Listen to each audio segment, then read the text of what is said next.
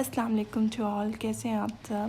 تو آج جو ہے وہ بالکل ہی ڈفرینٹ سٹائل سے ایک بہترین ہانڈی بنا رہی ہوں، جو کہ ہے آلو شملہ کی ترکاری۔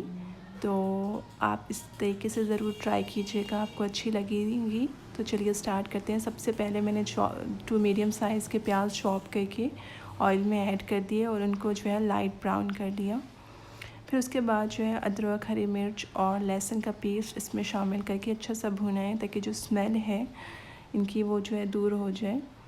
پھر اس میں ہم نمک اور سرخ مرچ ایڈ کر دیں گے۔ میں جو ہے نارمل جو ڈیلی روٹین میں ہانڈی بناتی ہوں وہ انہی 2 مسالوں سے ہی بناتی ہوں، کوئی زیادہ مسالے وغیرہ ایڈ نہیں کرتی ہوں، کافی اچھی ہانڈی بن جاتی ہے۔ تو بس آپ بھی اسی طرح سے بنائیں۔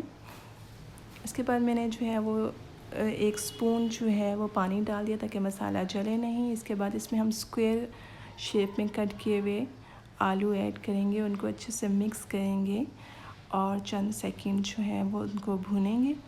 پھر اس کے بعد جو ہے ہم اسکوئر شیپ میں ہی کٹی ہوئی شملہ مرچ بھی ایڈ کر دیں گے، اس کو بھی اچھے سے مکس کر کے 1-2 سیکنڈ کے لیے بھون کے پھر ڈھکن لگا دیں گے اور اس کو جو ہے وہ پکنے دیں گے دھیمی آنچ پہ۔